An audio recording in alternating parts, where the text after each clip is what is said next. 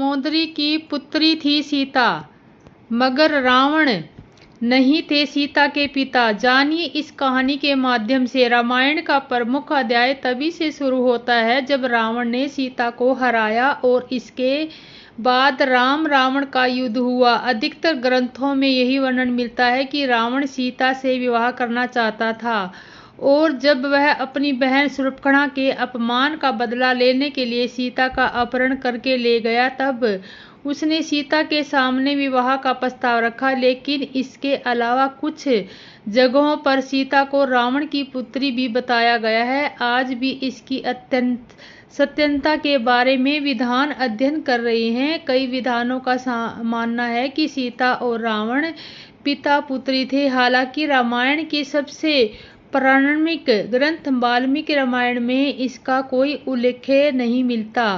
आपको यह जानकर आश्चर्य होगा कि राम के जीवन पर अभी तक करीब 125 अलग अलग रामायण लिखी जा चुकी है।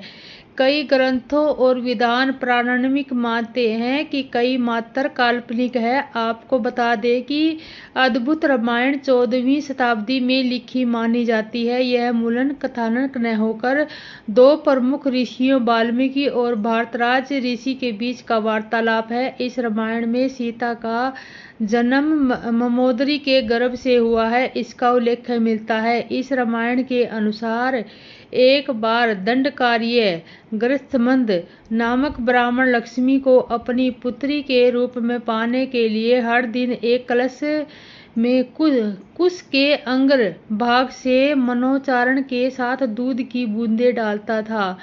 एक दिन उसकी अनुपस्थिति में रावण वहां पहुंचा और ऋषियों का रक्त उसी कलश में एकत्रित कर लंका ले गया।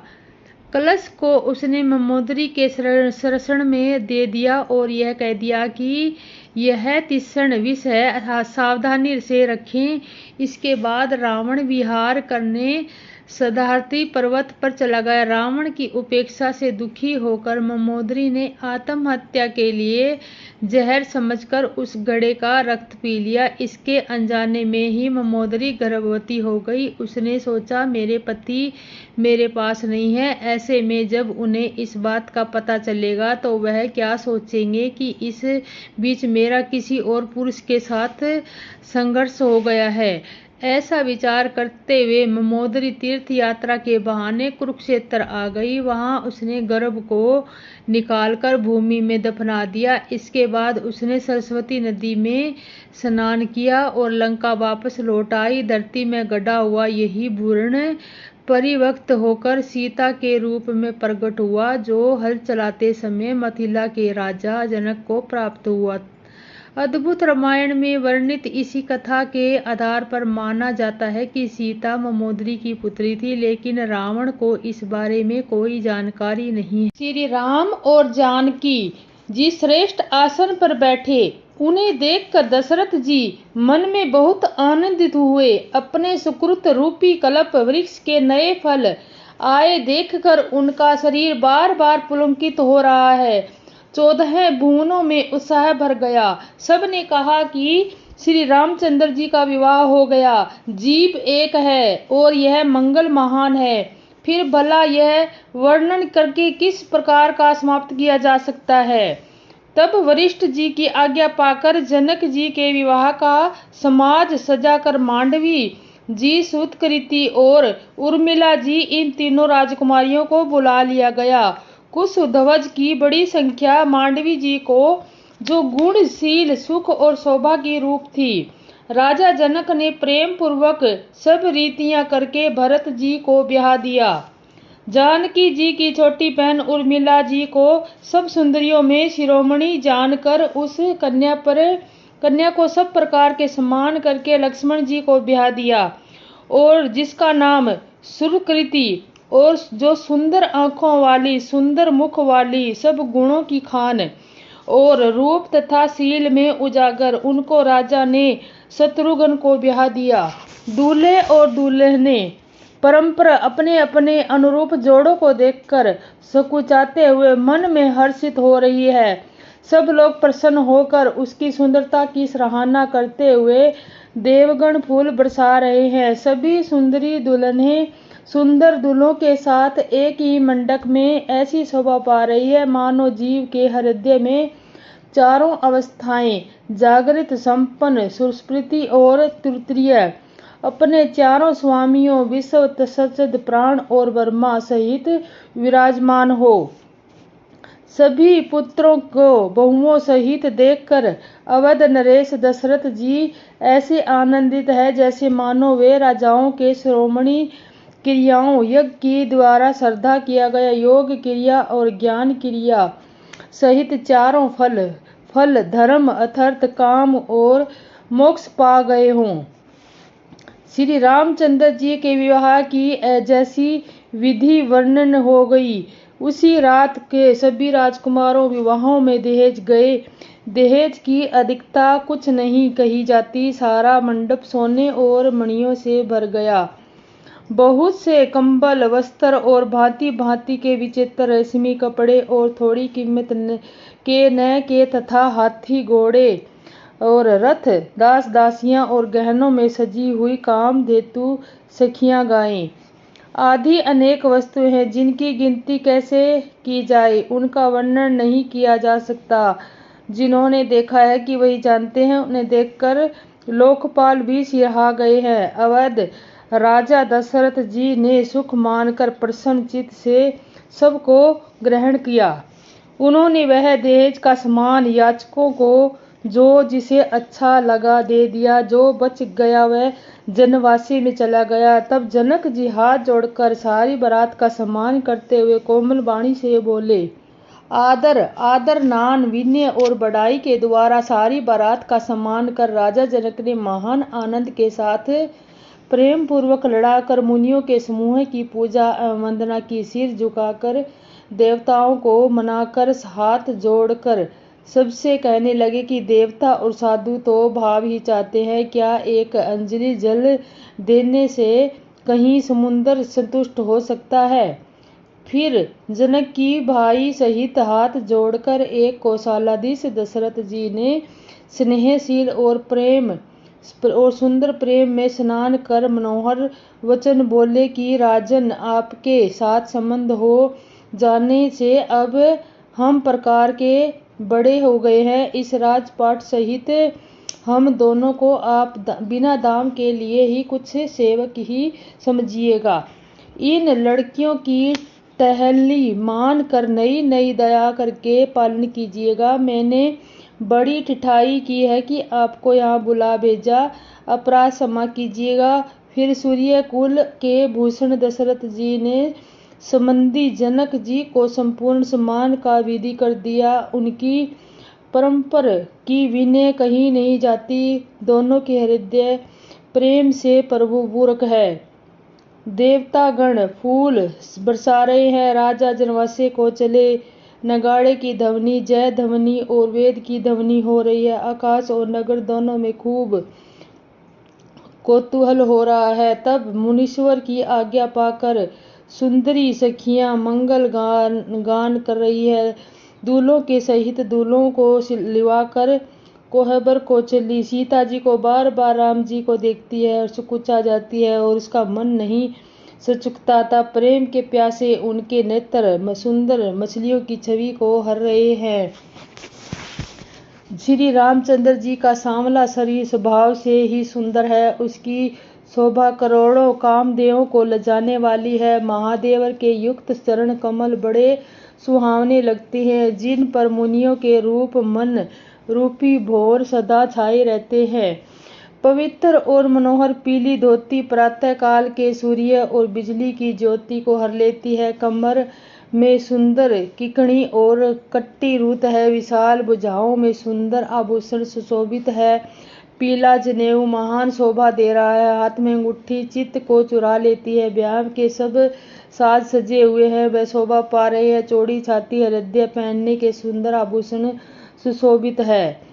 पीला दुपट्टा, खाखा धोती शोभित है, जिससे दोनों छोरों में मणि और मोती लगे हैं। कमल के समान सुंदर नेत्र है। कानों में सुंदर कुंडल है और मुख तो सारी सुंदरता का खजाना ही है। सुंदर भौहें और मनोहर नासिका है।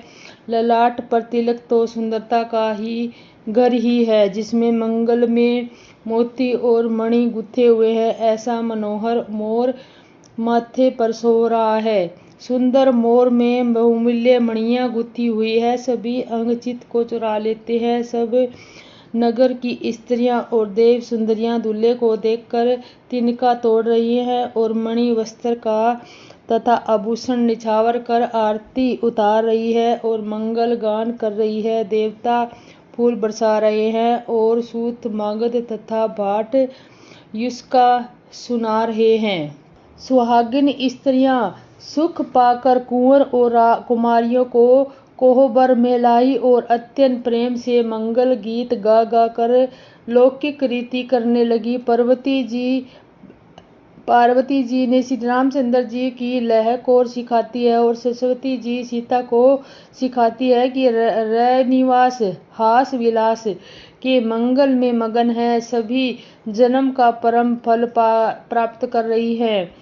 अपने हाथों में मणियों में सुंदर रूप के भंडार श्री रामचंद्र जी की परछाई देख रही है। यह देखकर जानकी जी दर्शन में वियोग होने में भय से बाहु रूप लेता है और दृष्टि को हिलाती डुलाती नहीं है। उस समय के हंसी खेल और विनोद का आनंद और प्रेम कहा जा सकता है, उसे सखियां नहीं जानती। तदनंतर वर कन्याओं को सब सुंदर सखियां जनवासे को जीवा चली। उस समय नगर और आकाश में जहां सुनिए वहीं आशीर्वाद की ध्वनि सुनाई दे रही है और महान आनंद छाया है। सभी ने प्रसन्न मन से कहा कि सुंदर चारों जोड़ियां चिरंजीवी हो। योगीराज सिद्ध मुनीश्वर और देवताओं ने प्रभु श्री रामचंद्र जी को देखकर दुनंती बजाई और हर्षित होकर फूलों की वर्षा करते हुए तथा जय हो जय हो जय हो कहते हुए वे अपने लोक को चले। तभी सभी चारों कुमारों बहुओं सहित पिताजी के पास आए। ऐसा मालूम होता है कि मानो शोभा मंगल और आनंद से भरकर जनवासा उमड़ पड़ा हो।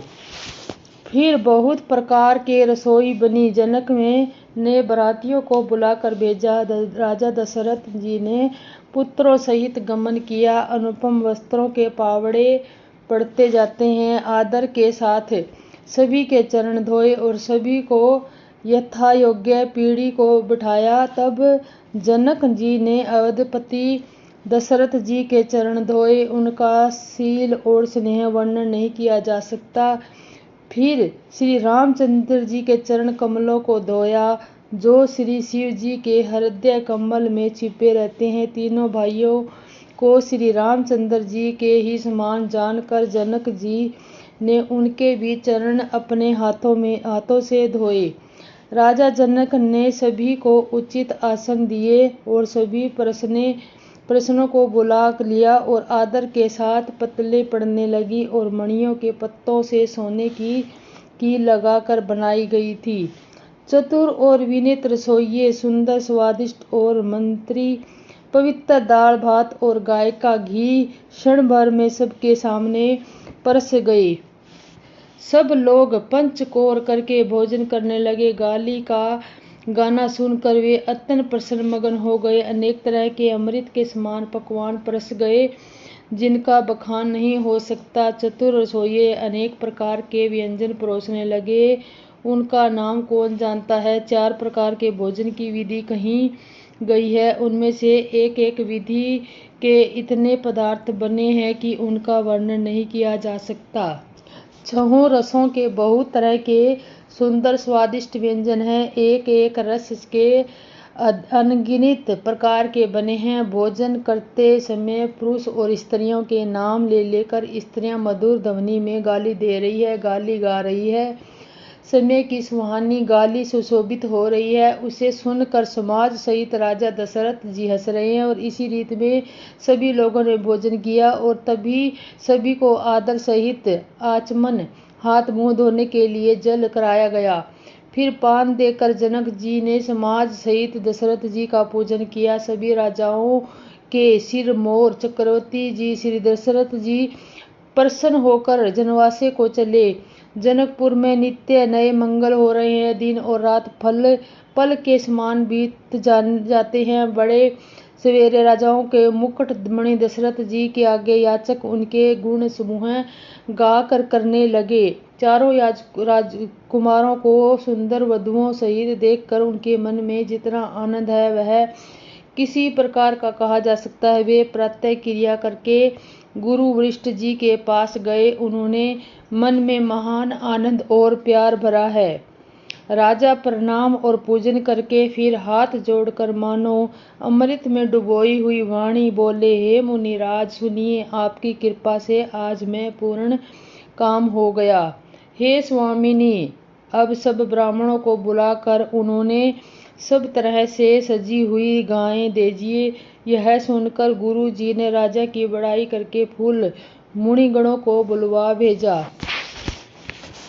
तब वामदेव, देवर्षि नारद, वाल्मीकि, जाबाली और विश्वामित्र आदि तपस्वी श्रेष्ठ मुनियों के समूह आए। राजा ने सबको दंडवत प्रणाम किया और प्रेम सहित पूजन करके उन्हें उत्तम आसन दिए। 4 लाख उत्तम गायें मंगवाया और कामधेनु के समान अच्छे स्वभाव वाली और सुहावनी थी।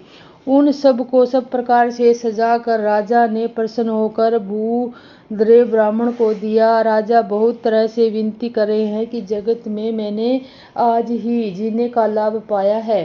ब्राह्मण से आशीर्वाद पाकर आनंदित हुए। फिर याचिका के समूह को बुलवा लिया और सभी को उनकी रुचि पूछकर सोना, वस्त्र, मणि, घोड़ा, हाथी और रथ जिसको जो चाहा सूर्यवंश को आनंदित करने वाले दशरथ जी ने दिए। वे सब गुणानुद गाते हुए सूर्यकुल के स्वामी जी की जय हो, जय हो, जय हो कहते हुए इस प्रकार से श्री रामचंद्र जी के विवाह का उत्सव हुआ। जिसे सहस्त्र मुख है और शेष जीव है उसका निर्माण नहीं कर सकते। बार बार विश्वामित्र जी के चरणों पर सिर झुकाकर राजा कहते हैं, हे मुनिराज, यह सब सुख आपके ही कृपा कटाक्ष का प्रसाद है। राजा दशरथ जी जनक जी के स्नेहशील करनी और ऐश्वर्य को सभी प्रकार के सराहना करते हुए प्रतिदिन सवेरे उठकर अयोध्या नरेश विद्या मांगते हैं, पर जनक जी उन्हें प्रेम से रख लेते। आदर नित्य नया बढ़ता जाता है। प्रतिदिन हजारों प्रकार के मेहमानी होते हैं और नगर में नित्य तथा आनंद और उत्साह रहता है। दशरथ जी का जाना किसी को नहीं सुहाता। इस प्रकार बहुत दिन बीत गए, मानो बारात स्नेह की रस्सी में बंध गए हैं। तब विश्वामित्र जी और सदानंद जी ने राजा जनक से समझा कर कहा, यद्यपि आप स्नेह वंश में नहीं छोड़ सकते तो भी दशरथ जी को आज्ञा दीजिए। हे नाथ, बहुत अच्छा कहकर जनक जी ने मंत्रियों को बुलाया और वे आए और यह जीव कहकर उनको मस्तक झुकाया। जनक जी ने कहा, अयोध्या नाथ चलना चाहते हैं, भीतर रनिवास में खबर कर दो। यह सुनकर मंत्री, ब्राह्मण, सभासद और राजा जनक फिर प्रेम के वश में हो गए।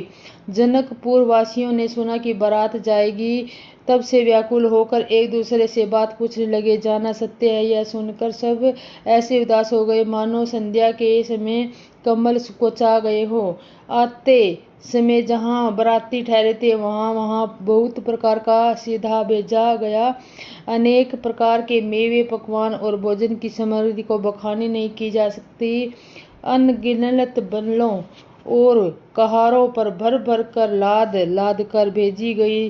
साथ ही जनक जी ने सुंदर सुंदर संताएं पलंग भेजी। 1 लाख घोड़े और 25,000 रथ तब नख के शीश के ऊपर के नीचे सजाए गए।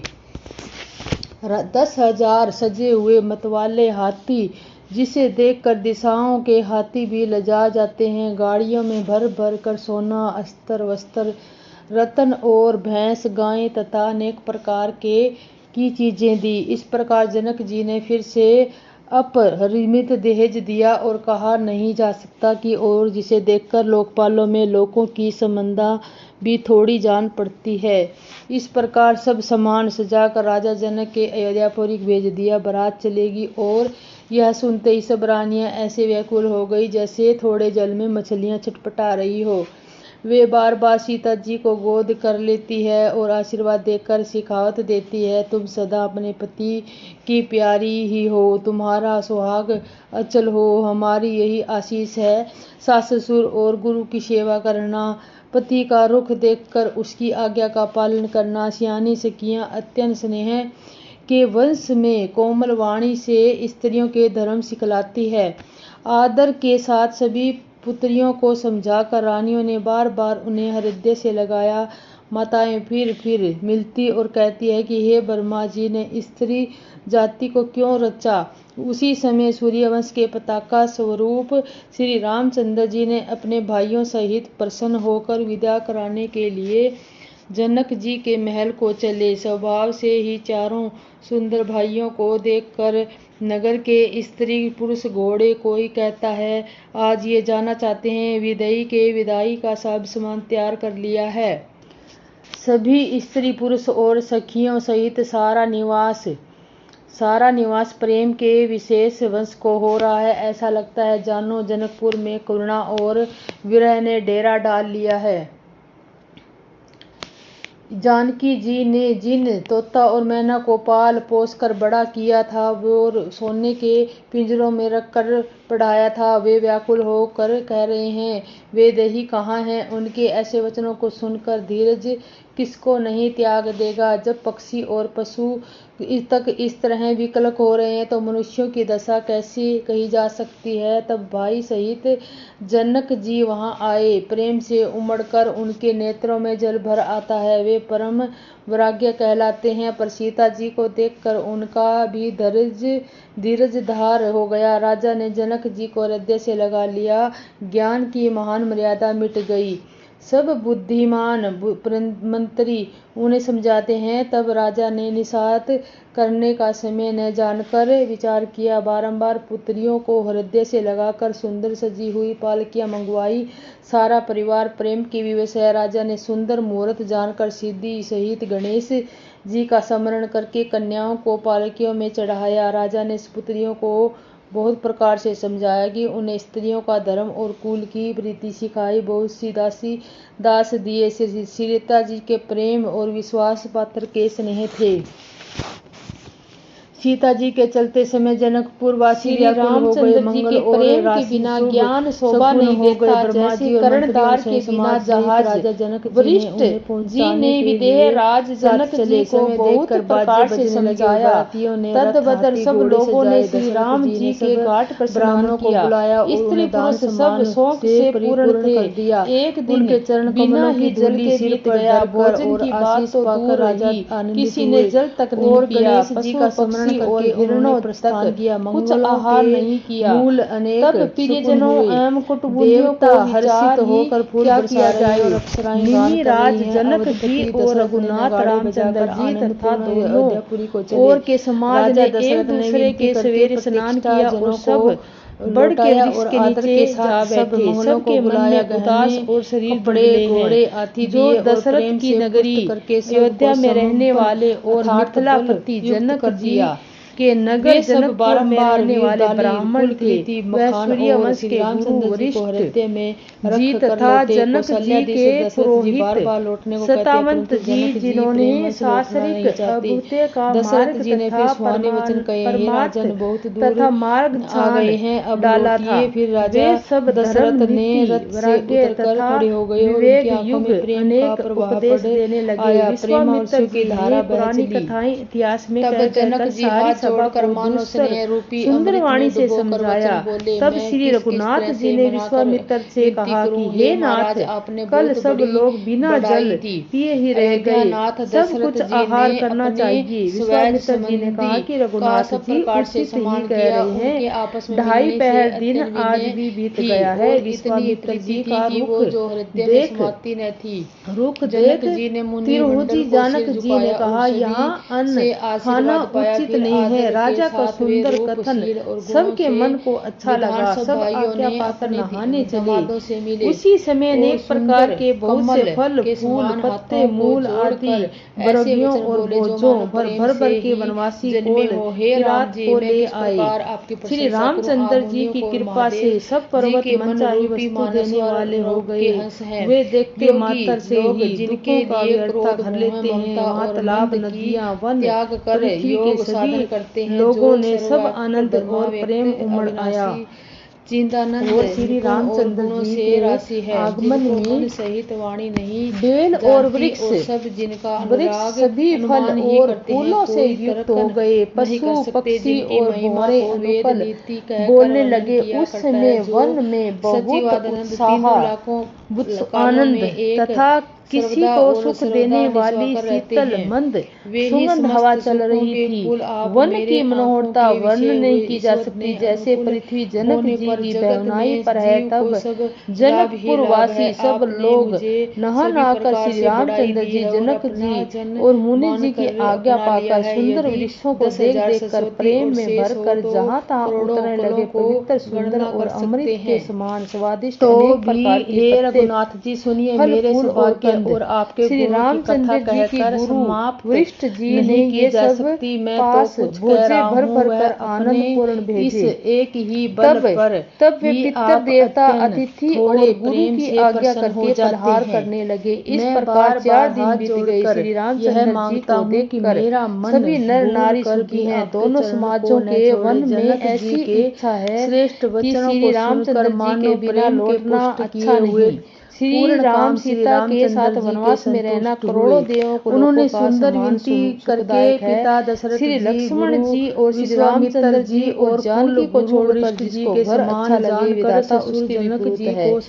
जब देव और सब अनुकूल हो तभी श्री राम जी के पास वन में निवास हो सकता है। मंदाकिनी ने आशीर्वाद दिया। स्नान और आनंद जैसा मंगलों राजा ने लक्ष्मण जी को शत्रुघ्न श्री रामचंद्र जी का दर्शन श्री रामचंद्र जी के पर्वत काम होकर बार-बार आपस में सिर झुकाने और तपस्वियों के स्थानों को बार-बार विनती और बढ़ाई करके रघुनाथ जी से भी मूल फलों का भोजन 14 वर्ष ले जाकर विश्वामित्र जी के चरण पकड़ लिए जाएंगे बीत जाएंगे जाते ही और जान ही पड़ेंगे।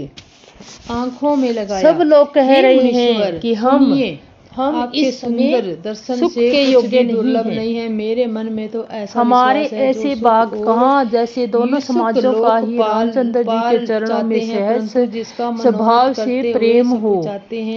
इस प्रकार सब मनोरथ कर रहे हैं। उनके प्रेम और युक्त वचन सुनते ही सुनने वालों के मनों को हर लेते हैं। उसी समय सीता जी की माता श्री सुनैना जी की भेजी हुई दासियां कौशल्या जी आदि से मिलने का सुंदर अवसर देख कर आई। उन्होंने ये सुनकर सीता जी की सब सासुओं के इस पर्वत समय फुर्सत में है जनराज का निवास उनसे मिलने आए। कौशल्या जी ने आनंद पूर्वक उनका सम्मान किया और समयोजन आसन लगा कर दिए। दोनों ओर सबके शील और प्रेम को देखकर और सुनकर कठोर वृक्ष को पिघल जाते हैं। शरीर पुलकित और शिथिल है और नेत्रों में शोक और प्रेम से आंसू हैं। सब अपने पैरों के नखों के जमीन कुतरने और सोचने लगी। सभी ने श्री सीता जी के प्रेम के प्रति मूर्ति सी है जैसे समय करुणा ही बहुत से रूप धारण करके विसुर हो रही है। दुख कर रही है। सीता जी की माता अनुसुईया जी ने कहा विधाता की बुद्धि बड़ी टेढ़ी है जो दूध के फैन जैसी कोमल वस्तु को वृक्ष की टाकी से फोड़ रहा है। अमृत केवल सुनने में आता है और विष जहाँ जहाँ कोए उल्लू और बुगले ही दिखाई देते हैं जैसे तो एक मानसवर में ही है। तमाल के वृक्ष लगाए गए थे। वे लगे हुए सुंदर वृक्ष पृथ्वी को छू रहे हैं। उनके मणियों के थाले बड़ी सुंदर कारीगरी से बनाए गए हैं। अनेक प्रकार के मंगल कलश घर घर सजा कर बनाए गए हैं। श्री रघुनाथ जी की पूरी अयोध्या को देखकर ब्रह्मा आदि सब देवता निहारते हैं। उस समय राज सुशोभित हो रहा है। उसकी रचना देखकर कामदेव का भी मन मोहित हो जाता है। मंगल शकुन मनोरथा रीति सीधी सुख सुहावनी संपत्ति और सब प्रकार के उत्साह मानो सहज सुंदर शरीर धर धर कर दशरथ जी के घर में छा गए हैं। श्री रामचंद्र जी और सीता जी के दर्शनों के लिए भला कहिए किससे लालसा न होती। सुहागनी स्त्रियां झुंड की झुंड मिलकर चली तो अपनी छवि से कामदेव की स्त्री रीतिका को निर्धारित कर रही है। सभी सुंदर मंगल द्रव्य एवं आरती सजाए हुए गा रही है, मानो सरस्वती जी बहुत से वेश धारण किए गा रही हो। महल राजमहल में आनंद के मारे शोर मच रहा है। उस समय का और सुख का वर्णन नहीं किया जा सकता। कौशल जी आदि श्री रामचंद्र जी को भी सभी माताएं प्रेम के विशेष वश होने पर शरीर में शुद्ध भूल गई। गणेश जी और तिरुपति शिव जी का पूजन करके उन्होंने ब्राह्मणों को बहुत सा दान किया। वे ऐसी परम प्रसन्न हुई जैसे अत्यंत दरिद्री चारों पदार्थ पा गया हो। दान किया और ऐसी परम प्रसन्न हुई। सुख और महान आनंद के विवश होने के कारण सब माताओं के शरीर शिथिल हो गए हैं। उनके चरण चलते नहीं है। श्री रामचंद्र जी के लिए वे अत्यंत अनुराग में भरकर परिछन का सब सामान सजाने लगी। अनेक प्रकार के बाजे बजते थे। सुमित्रा जी ने आनंद पूर्वक साज सजाए। हल्दी दूब दही पत्ते फूल पान और सुपारी आदि मंगल की मूल वस्तुएं और अक्षत चावल असुखिए गोरेचन लावा और तुलसी जी की सुंदर मजरियां सुशोभित है। नाना रंगों से विचित्र किए गए सहज सुहावने सुरवर्ण और कलश ऐसे मालूम पड़ते हैं जैसे कामदेव के पक्षियों ने घोंसले बनाए हों। सुगुन की सुगंधित वस्तुएं बखानी नहीं की जा सकती। सब रानियां संपूर्ण मंगल साज सज रही है। बहुत प्रकार से आरती बनाकर वे आनंदित है, सुंदर मंगल गा रही है। सोने की थालों में मंगलित वस्तुओं भरकर अपने कमल के समान हाथों में लिए हुए माताएं आनंदित होकर परीक्षण करने लगी और उसके शरीर पुलवाकली से छा गए हैं। धूप से धुएं से आकाश ऐसा काला हो गया जैसे सावन के बादल घुमड़ घुमड़ कर छा गए हों। देवता कल्प वृक्ष के वृक्षाओं की मालाएं बरसा रहे हैं। वे ऐसी लगती है जैसे मानो बगलों की पाती मन को अपनी ओर खींच रही है। सुंदर मणियों से बने बदवानासर ऐसे मालूम होते जैसे इंद्रधनुष सजाए हों। अटरियों पर सुंदर और चप्पल स्त्रियां प्रकट होती है और छिप जाती है, आती जाती हैं। वे ऐसी ही जान पड़ती है मानो बिजलियां चमक रही हो। नगाड़ों की ध्वनि जैसे बादल को घोर अर्चना है। याचरण कर्ण पपीहे मेंढक और मोर हैं। देवता पवित्र सुगंध रूपी जल बरसा रहे हैं जैसे खेती के समान। नगर के सभी स्त्री पुरुष सुखी हो रहे हैं। समय जानकर गुरु वशिष्ठ जी ने आज्ञा दी। तब रघुकुल मणि महाराज दशरथ जी ने शिव जी को पार्वती जी और गणेश जी का स्मरण करके समाज सहित आनंदित होकर नगर में प्रवेश किया। मरे हुए मन में भी कामदेव जागने लगा। वन की सुंदरता कहीं नहीं जा सकती। काम रूपी अग्नि का सच्चा मित्र शीतल मंद सुगंधित पवन चलने वाला। सरोवरों में अनेक कमल खिल गए जिन पर सुंदर वरों के समूह गुजार करने लगे। राजहंस कोयल और तोते रसीली बोली बोलने लगे और अप्सराएं गा गा कर नाचने लगी। कामदेव अपनी सेना समेत करोड़ों प्रकार की सब कलाएं उपाय करके हार गया, पर शिव जी की अचल समाधि ने डिगी। पर कामदेव क्रोधित हो उठा। आम के वृक्ष की एक सुंदर डाली देख कर मन में क्रोध से भरा हुआ कामदेव उस पर चढ़ गया। उसने पुष्पधनुष पर अपने 5 बाण चढ़ाए और अत्यंत क्रोध से लक्ष्य की ओर ताक कर उन्हें कान तक तान लिया। कामदेव ने तीक्ष्ण 5 बाण छोड़े जो शिव जी के हृदय में लगे। तब उनकी समाधि टूट गई और वे जाग गए। ईश्वर शिव के मन में बहुत लोभ हुआ। उन्होंने आंखें खोलकर सब ओर देखा। जब आम के पत्तों में छुपे हुए कामदेव को देखा तो उन्हें बड़ा क्रोध हुआ, जिसमें तीनों लोक कांप उठे। तब शिव जी ने तीसरा नेत्र खोला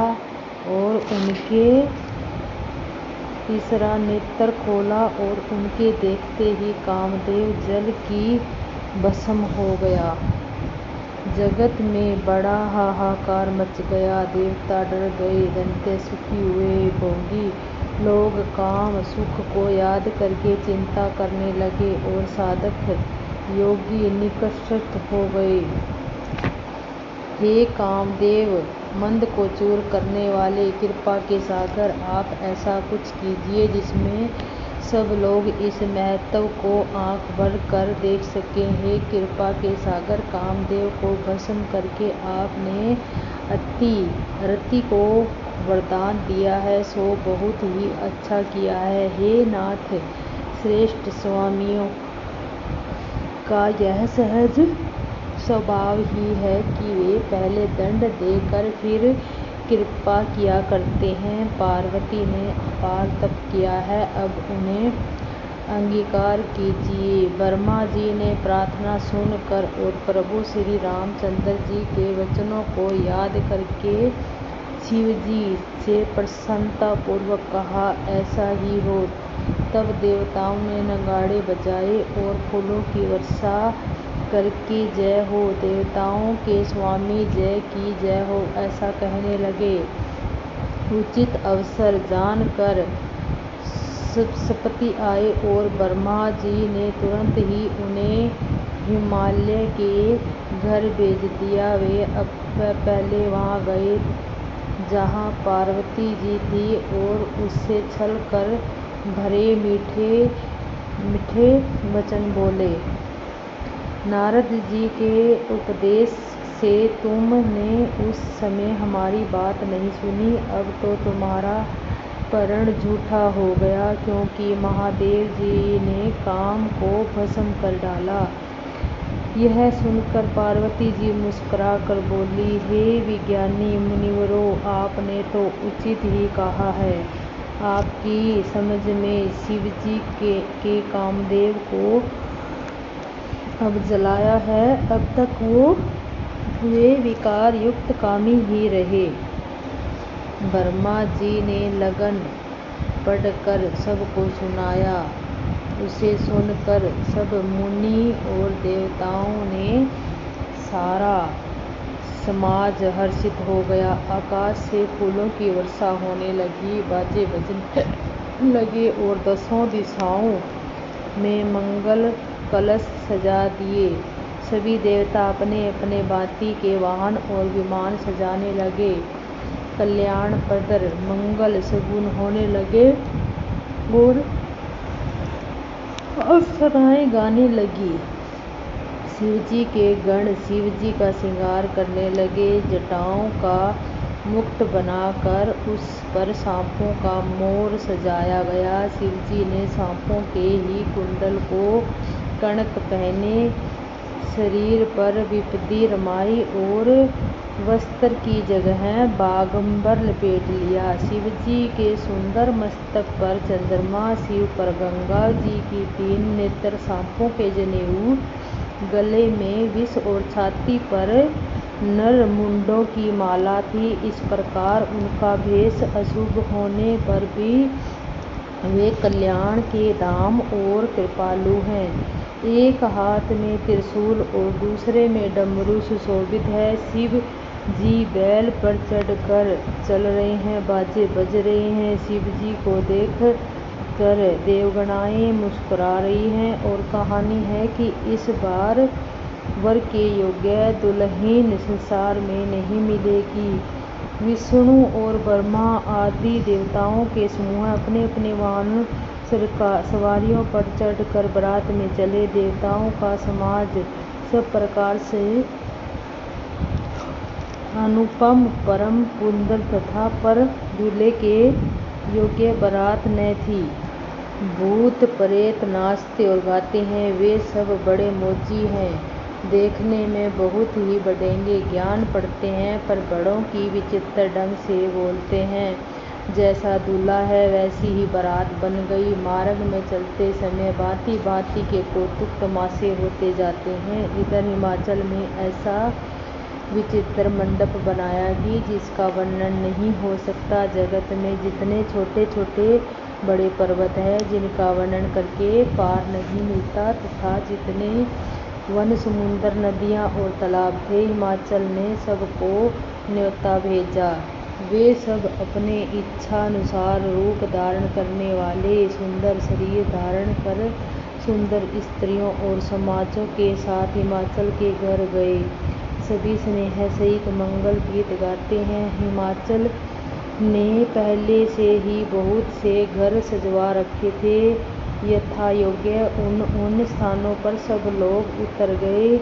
नगर की सुंदर शोभा देखकर ब्रह्मा जी की रचना चातुरी भी तुच्छ लगती थी। नगर की शोभा देखकर ब्रह्मा की निपुणता सचमुच तुच्छ लगती है। वन बाग कुएं तालाब नदियाँ सभी सुंदर हैं, उनका वर्णन कौन कर सकता है। घर घर बहुत से मंगल सूचक तोरण और ध्वजा पताकाएं सुशोभित हो रही है। वहाँ के सुंदर और चतुर स्त्री पुरुषों की छवि देखकर मुनियों के भी मन मोहित हो जाते हैं। जिस नगर में स्वयं जगदम्बा ने अवतार लिया, उसका वर्णन हो सकता है। वहाँ रिद्धि सीधी संपत्ति और सुख नीति के नए बढ़ते जाते हैं। अफगान लोग बारात को लिवा लाए, उन्होंने सबको सुंदर जनवासे ठहराने को दिए। मैंने पार्वती जी की माता ने शुभ आरती सजाई और उनके हाथों की स्त्रियां शुभ मंगल गीत गाने लगी।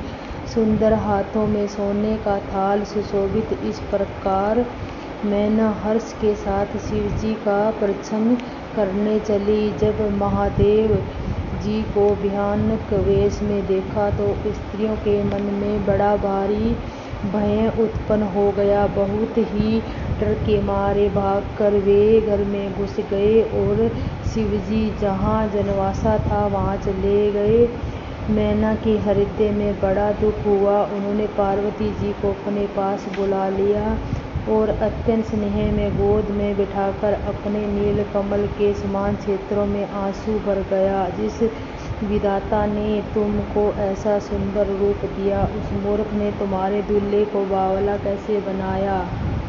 जिस विधाता ने तुमको सुंदरता दी, उसने तुम्हारे लिए वर बावला कैसे बनाया। जो फल कृत वृक्ष में लगना चाहिए था, वह जबरदस्ती बबूल में लग रहा है। मैं तुम्हें लेकर पहाड़ से गिर पड़ूंगी, आग में जल जाऊंगी या समुद्र में कूद पड़ूंगी। चाहे घर उजड़ जाए और संसार भर में अपकीर्ति फैल जाए, पर जीते जी मैं इस बावले वर से तुम्हारा विवाह न करूंगी।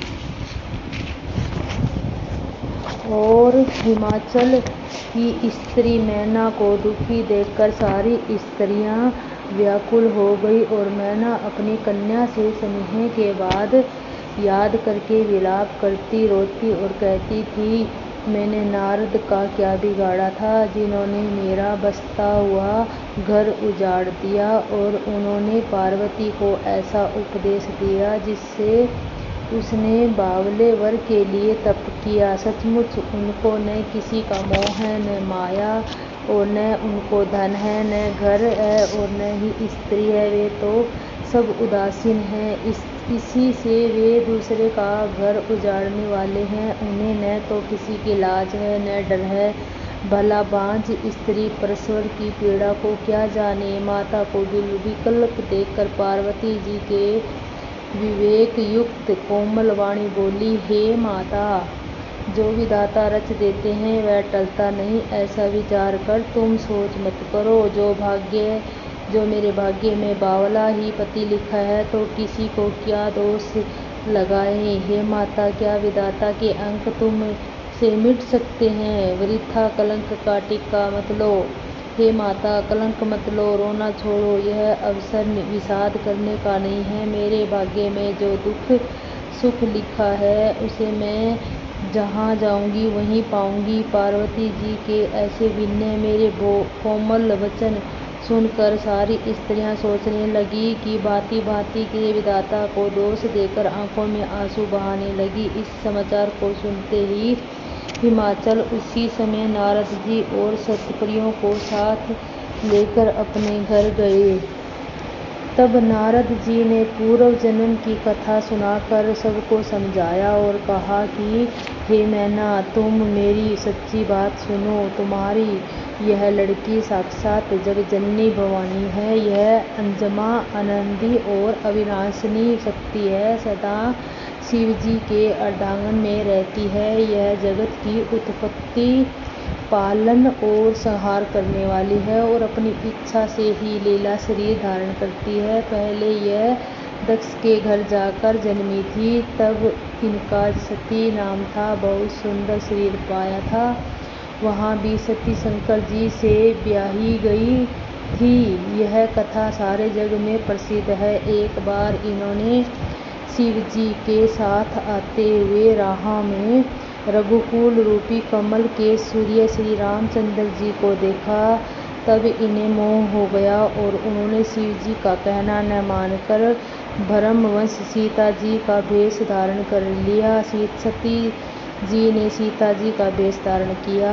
उसी अपराध के कारण शंकर जी ने उनको त्याग दिया। फिर शिव जी ने वियोग में यह अपने पिता के यज्ञ में जाकर वहीं योगसी के भस्म हो गई। अब इन्होंने तुम्हारे घर में जन्म लेकर अपने पति के लिए कठिन तप किया है। ऐसा जान कर संदेह छोड़ दो। पार्वती जी को सदा ही शिव की प्रिय है। तब नारद के वचन सुनकर सबका विषाद मिट गया और क्षण भर में यह समाचार सारे नगर में घर घर फैल गया। तब मैना और हिमवान आनंद में मगन हो गए और उन्होंने बार बार पार्वती के चरणों की वंदना की। स्त्री, पुरुष, बालक, युवा और वृद्ध नगर के सभी लोग बहुत प्रसन्न हुए। नगर में मंगल गीत गाए जाने लगे और सबने भांति भांति के सुरवण के कलश सजाए। पाक शास्त्र में जैसी रीति है उसके अनुसार अनेक भांति की जोयनार रसोई बनी हुई है। जिस घर में समय माता भवानी रहती है वहाँ की जोयनार भोजन सामग्री का वर्णन कैसे किया जा सकता है। हिमाचल में आदर पूर्वक सब बारातियों को विष्णु, ब्रह्मा और सब जाति के देवताओं को बुलाया। भोजन करने वाले बहुत सी पतंगें उठी। चतुर रसोइये परोसने लगे। स्त्रियों की मंडलियां देवताओं को भोजन करते जानकर कोमल वाणी में गालियां देने लगी। सब सुंदरी स्त्रियां मीठे स्वर में गालियां देने लगी और व्यंजन मेरे वचन सुनाने लगी। देवगण विनुत सुनकर बहुत सुख अनुभव करते हैं, इसलिए भोजन करने में बड़ी देर लगा रहे हैं। तब मैना और हिमवान आनंद में मगन हो गए और उन्होंने बार बार पार्वती के चरणों की वंदना की। स्त्री, पुरुष, बालक, युवा और वृद्ध नगर के सभी लोग प्रसन्न हुए। नगर में मंगल गीत गाए जाने लगे और सबने भांति भांति के वर्णन पर कलश सजाए। पाक शास्त्र में जैसी रीति है उनके अनुसार अनेक भांति की जोयनार रसोई बनाई। सभी देवताओं को आदर सहित बुलाया लिया और सभी को यथायोग्य आसन दिया। वेद की रीति वेद सजाई गई और स्त्रियां सुंदर नगर श्रेष्ठ मंगल गीत गाने लगी।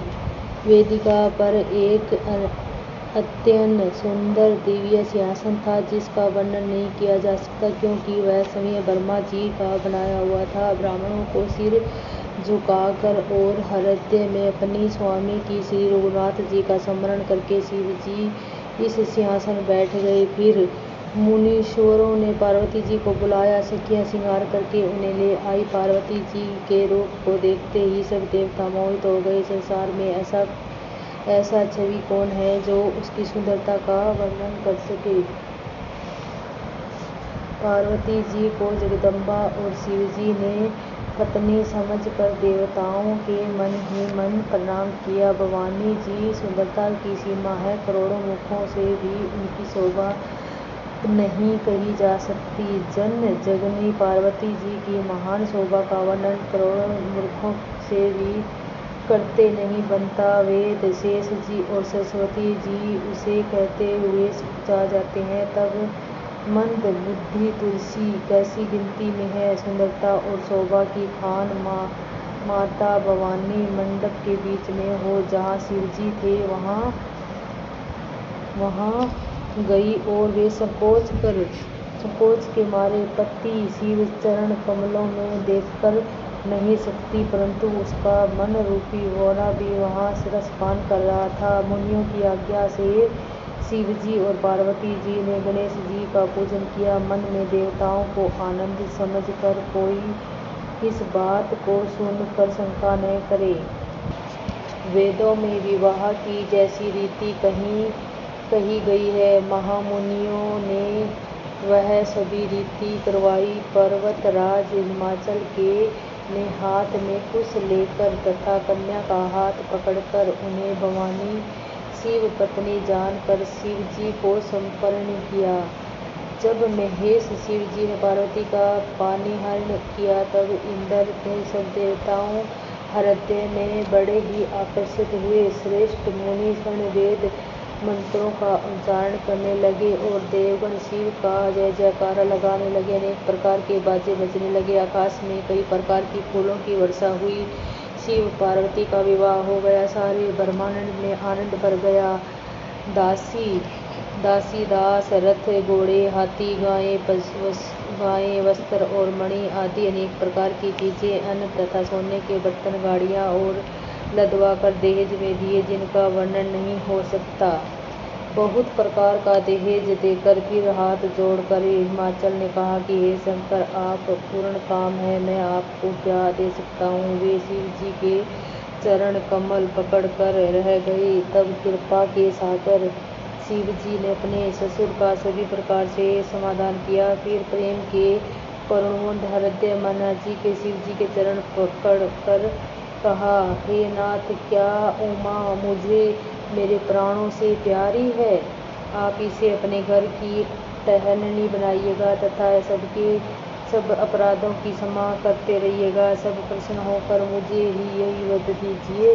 शिव जी ने बहुत ही तरह से अपनी सास को समझाया। तब से शिव जी के चरणों में सिर झुकाकर रह गई। फिर माता ने पार्वती को बुलाकर उसे गोद में बिठाकर यह सुंदर सीख दी, हे पार्वती, तू सदा शिव जी के चरणों की पूजा करना। नारियों को यही धर्म है, उनके लिए पति कोई देवता है और कोई देवता नहीं है। इस प्रकार की बातें कहते कहते उनकी आंखों में आंसू भर गए और उन्होंने कन्या को छाती से चिपका लिया। फिर बोली कि विधाता ने जगत में स्त्री जाति को क्यों पैदा किया है। पराधीन को सपने में भी सुख नहीं मिलता। यों कहती हुई माता प्रेम से अत्यंत विकलित हो गई और परंतु कुछ समय जानकर दुख करने वाला अवसर न जानकर उन्होंने धीरज धरा। मैना बार बार मिलती है और पार्वती के चरणों में पकड़कर गिर पड़ती है। बड़ा ही प्रेम है।